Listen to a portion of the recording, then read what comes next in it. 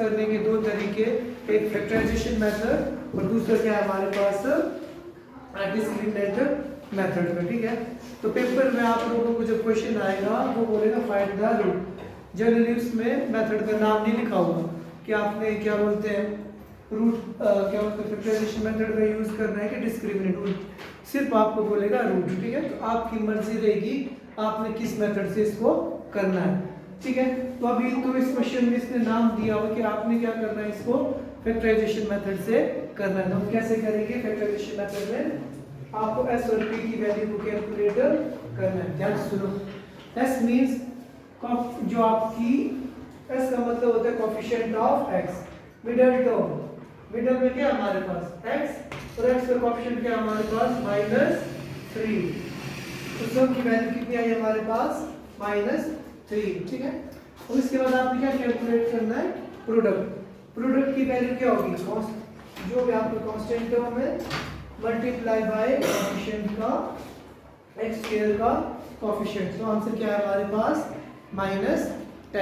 तो आपने क्या करना है, दो नंबर्स ऐसे सोचने हैं जिनको मल्टीप्लाई करो तो कितना आ जाए -10, ऐड करो तो कितना आना चाहिए हमारे पास -3। तो मैंने बोला कि अब हम लोगों ने क्या करना है, वैसे तो हमें पता है 5 2 10, तो कई बार ऐसे क्वेश्चन आते हैं जिसमें हम लोगों को ये नहीं पता होता कि कौन सा नंबर लगेगा। ठीक है, तो हम क्या जनरली क्या कर देते हैं, सिंपली टेबल बोलेंगे। ठीक है, अगर मैं बोलूं 10 1 जा 10, 2 5 जा 10 और 5 2 जा 10, मतलब जब 5 2 5 जा 10 होगा, 5 2 जा 10, वही चीज अगेन रिपीट होगी, तो हमने स्टॉप कर लेना। ठीक है, अब आपने देखना है कि 10 में 1 ऐड करूं या सब्ट्रैक्ट करूं, क्या 3 मिल सकता है मुझे, नहीं मिलेगा, तो इसका मतलब ये नहीं होगा। अब चाहे 2 into 5 बोलो या 5 2 जा 2 5 जा 10 बोलो या 5 2 जा 10 बोलो, बोथ आर सेम। तो मैंने दिमाग लगाना है कि 2 में 5 जोड़ूं या 2 में 5 माइनस करूं, क्या मुझे -3 मिल सकता है कि नहीं मिल सकता है, मिल सकता है। तो हमने ख्याल रखना कि दो रिक्वायर्ड नंबर हमारे पास क्या है, 2 और 5। अब आंसर, अब मुझे पता है कि 5 में 2 माइनस करूंगा तो आंसर क्या मिलेगा मुझे 3 मिलेगा, बट मुझे क्या चाहिए माइनस का। अब दो टर्म्स आपस में माइनस कब होगी, जब उन दोनों के साइन क्या होंगे अलग अलग, और साइन हमेशा किसका लगता है आपके बड़े नंबर का। अगर 5 नेगेटिव हो जाए और 2 पॉजिटिव हो जाए, प्लस माइनस माइनस, 5 में 2 गया तो कितना आया हमारे पास 3, और साइन हमेशा किसका लगता है आपके बड़े नंबर का। आई बात समझ में, तो रिक्वायर्ड नंबर्स क्या होंगे हमारे पास 2 और -5। तो आप क्या लिखोगे, पहले वाली टर्म को as it is, -3 can be written as +2x - 5x - 10 = 0। आ गया समझ में। अब क्या करना आपने, इन दोनों को और इन दोनों को, इन दोनों की पेयरिंग करनी, और इन दोनों में देखने की क्या चीज कॉमन है हमारे पास। अगर मैं ध्यान से देखूं कि यहाँ पे क्या कॉमन है, आता है ना कॉमन लेना, अगर 7 नहीं आता तो x can be written as x into x, 2x can be written as 2x, 5x can be written as 5 into x, 10 can be written as 2 5 जा 10। आया समझ में सबको। अब आपने क्या करना है, इन दोनों में कॉमन देखना और इन दोनों में कॉमन देखना। ठीक है, तो क्या कॉमन है हमारे पास, इन दोनों के बीच में क्या कॉमन है हमारे पास x, तो x कॉमन आ गया, तो अंदर क्या बचा x + 2। ठीक है, अब यहाँ पे क्या है, इन दोनों के बीच में माइनस है और 5 कॉमन, तो अंदर क्या बचेगा x + 2। क्योंकि हम लोगों ने पढ़ा है कि भाई जब कभी हम कॉमन लेते हैं बोथ साइड क्या आना चाहिए हमारे पास सेम।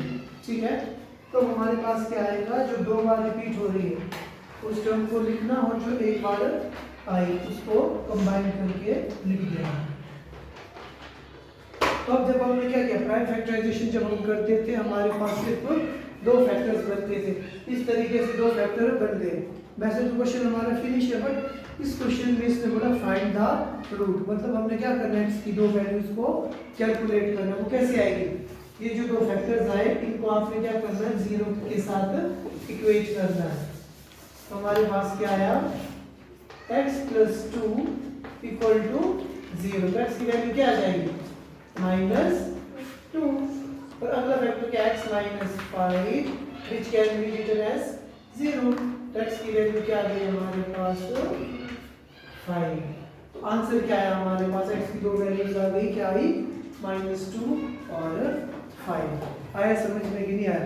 मोस्ट इंपॉर्टेंट क्वेश्चन है हमारे पास, ठीक है। तो अगला क्वेश्चन देख लेते हैं।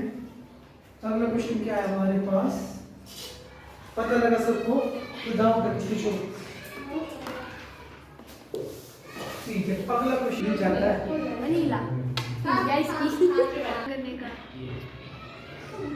चलिए जी, इसी एक्सरसाइज का क्वेश्चन नंबर 1 का सेकंड पार्ट, ठीक है। पहला पार्ट आई होप समझ में आया होगा हम सबको, तो हम क्या करेंगे, इसको थोड़ा फास्ट करेंगे, ठीक है। तो क्या बोलते हैं, देखो 2x² + x - 6 = 0। ये बोलता है कि x की वैल्यू कितनी है हमारे पास, बोलिए। कोएफिशिएंट ऑफ x इज 1 और प्रोडक्ट की value constant term multiply by coefficient of x², कितना आ गया -12। अब दो नंबर ऐसे सोचिए जिनको मल्टीप्लाई करूं तो कितना आना चाहिए -12, और ऐड करूं तो कितना आना चाहिए 1। सबसे पहले तो 12 किसके टेबल में आएगा, 12 1 ज़ा 12, 2 6 ज़ा 12, 3 4 ज़ा 12, 4 3 ज़ा 12। हो गया ना इसी पॉइंट पे। अगेन रिपीट हो गया तो स्टॉप करना। तो देखो अब हमें पता 3 और 4 हमारे पास रिक्वायर्ड नंबर्स हैं, ठीक है जी। 3 4 ज़ा 12, बट इसने बोला कि s कैसे चाहिए, जो सम चाहिए मुझे कैसे चाहिए, +1 की नेगेटिव s चाहिए मुझे +1, कैसे चाहिए पॉजिटिव। तो इसका मतलब बड़ा नंबर कैसा होगा, नेगेटिव की पॉजिटिव, पॉजिटिव है ना, क्या है पॉजिटिव चाहिए ना। तो इसका मतलब ये हुआ कि भाई नंबर तो मुझे चाहिए पॉजिटिव ही। पर ये बोलता है कि मल्टीप्लाई करूं तो क्या आना चाहिए, minus, negative plus minus minus. इसका मतलब एक नंबर नेगेटिव, या तो 4 या तो 3। अगर 4 नेगेटिव होगा तो आंसर नेगेटिव में आ जाएगा, बट हमें आंसर किस में चाहिए, पॉजिटिव। इट मींस कि 4 हमारा पॉजिटिव, प्लस माइनस -4 में 3 गया तो कितना आएगा 1, साइन क्या लगेगा पॉजिटिव का आ गया। अगर मल्टीप्लाई करूं प्लस माइनस -4 3 12। आई बात समझ में कि नहीं आई? बस अब क्वेश्चन फिनिश। सबसे मुश्किल पार्ट यही, दो नंबर फाइंड करने होंगे, ठीक है। अब लिखिए क्या है हमारे पास, 2x² + 4x - 3x - 6 = 0। अब देखो क्या कॉमन है, 2 के टेबल में 4 भी आता है ना, तो 2x कॉमन लिया तो अंदर क्या बचा, x + 2।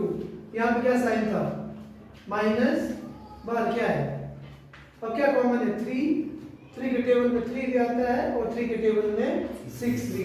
3 कॉमन आ गया तो अंदर क्या है 3 + 2। हमेशा ख्याल रखना जब कभी भी ब्रैकेट के बाहर माइनस साइन होगा तो अंदर का साइन क्या हो जाता है, पॉजिटिव, चेंज हो जाता है, ठीक है। तो स्टेप नंबर 2 इज कि जो 2 बार आई टर्म उसको एक बार लिखो, और जो 2 कॉमन लिया है उसको कंबाइन करके लिख दो। आया समझ में बात? अब क्या करना है, हर एक टर्म को आपने क्या करना है, 0 के साथ इक्वेट कर देना, ठीक है जी। तो x की वैल्यू क्या आएगी, +2 उधर जाके क्या हो जाएगा -2, और +3 पर जाके क्या हो जाएगा, सॉरी -3 पर जाके पॉजिटिव। तो x की वैल्यू क्या आएगी हमारे पास 3/2, दैट्स इट। तो x की वैल्यू क्या आनी चाहिए, क्या आई हमारे पास -2 और 3/2। आया समझ में कि नहीं आया? बस मेन पॉइंट यही है कि अब हम लोगों को ना ये वैल्यू निकालनी चाहिए, निकालनी, ठीक है। और उसके बाद आपने क्या करना है, सिर्फ फर्स्ट वाली टर्म और लास्ट वाली को एज इट इज लिखना, मिडल वाली टर्म को आपने क्या करना है, स्प्लिट करके लिख देना।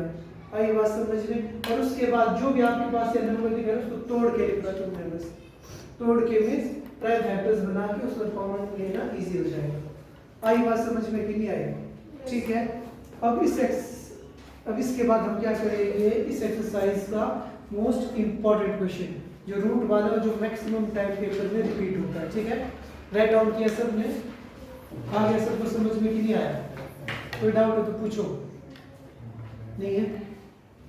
ठीक है। सो इस एक्सरसाइज का मोस्ट इम्पॉर्टेंट क्वेश्चन जो मैक्सिमम टाइम पेपर में आता है वो है √2x² plus 7x plus 5√2 equals to 0। देखो बड़ा इंटरेस्टिंग सा क्वेश्चन ही है, और इस क्वेश्चन को मार्क कर दो सारे अपनी बुक में, मोस्ट इम्पॉर्टेंट। अब देखो सबसे पहला स्टेप क्या होता है हमारे पास, s और p की वैल्यू को कैलकुलेट करना, ठीक है जी। s की वैल्यू कितनी आएगी हमारे पास, बोलो? 7। यस, प्लस 7 और प्रोडक्ट की वैल्यू क्या आएगी, 5√2 मल्टीप्लाई बाय √2, तो आंसर कितना है, 10। अब ये बोलता है दो नंबर ऐसे सोचो जिनको मल्टीप्लाई करूं तो 10 आ जाए, ऐड करूं तो 7, 5 2 जा 10। और आंसर जो रिक्वायर्ड नंबर है हमारे पास वो तो क्या है, 2 और 5 ही है, ठीक है। बट अब आज जब हम कॉमन लेंगे वहां पे अंडर भी है। अब देखना क्या है, अब इस क्वेश्चन में ना एक स्टेप है जो लर्न करके रखना, आपने याद रखना है, ठीक है। देखो ध्यान से, √2x² as it is, 7x की जगह हमने क्या लिखना, 2x प्लस 5x, समझ में आया ना? अब की बार जो रिक्वायर्ड नंबर था हमारे पास क्या था, 5 और 2। जब प्लस में हो ना आंसर की दिक्कत नहीं आती हम लोगों को, ये पूरी की पूरी क्वाड्रेटिक इक्वेशन प्लस में हो तो हमें दिखती बात है कि दोनों प्लस में ही होते हैं, ठीक है। तो प्लस 5√2 इक्वल्स टू 0। अब देखो, अब मैं ये सोच रहा हूँ क्या कॉमन लूँ इसमें, ठीक है। अब ये दिमाग आप लोगों ने अब यहाँ पे लगाना है कि हमने इसमें क्या चीज कॉमन लेनी है, क्या कॉमन ले, मतलब अगर देखो मेरे को तो सिर्फ x ही कॉमन दिख रहा है, पहले देखना ध्यान से।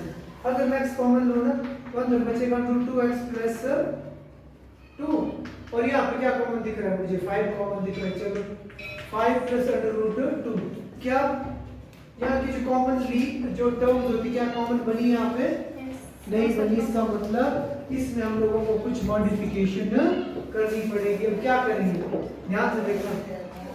अगर मैं ना 2 क्या 2 को ऐसे लिख सकता हूँ, √2 मल्टीप्लाई बाय √2, ये स्टेप याद रखना। इसमें हमने क्या करना है, 2 को कन्वर्ट करना है आप लोगों ने √2 इंटू √2 की फॉर्म में। तो यहाँ पे क्या है, 5x प्लस 5 √2 इक्वल्स टू 0, ठीक है। तो मैंने क्या चीज कॉमन ली, √2x, ठीक है। तो क्या बचा हमारे पास, यहाँ पे x बचा, और अंदर क्या है हमारे पास, √2। ये बस इस क्वेश्चन क्यों रिपीट होता है मैक्सिमम टाइम, सिर्फ इस चीज की वजह से, ये हमें याद नहीं रहता है, और जैसे क्वेश्चन में √2 दिखेगा हम डर जाते हैं। आई बात समझ में? तो क्या कॉमन आया, 5, तो we will left with 5x plus √2 equals to 0। जो 2 बार आ रहा है उसको हम एक बार लिखेंगे, और जो एक बार है उसको कंबाइन करेंगे, ठीक है। तो हमारे पास क्या है वैल्यू, जो ये वाला फैक्टर है इसको हम क्या करेंगे, 0 के बराबर। तो x की वैल्यू क्या है हमारे पास, -√2, और दूसरी वैल्यू क्या है हमारे पास, डायरेक्ट कर रहा हूँ, पॉजिटिव 5 पर जाके नेगेटिव हो जाएगा, और ये आ जाएगा √2। Most important. आई बात समझ में? चलो 2 क्वेश्चन बचे वो करेंगे कल।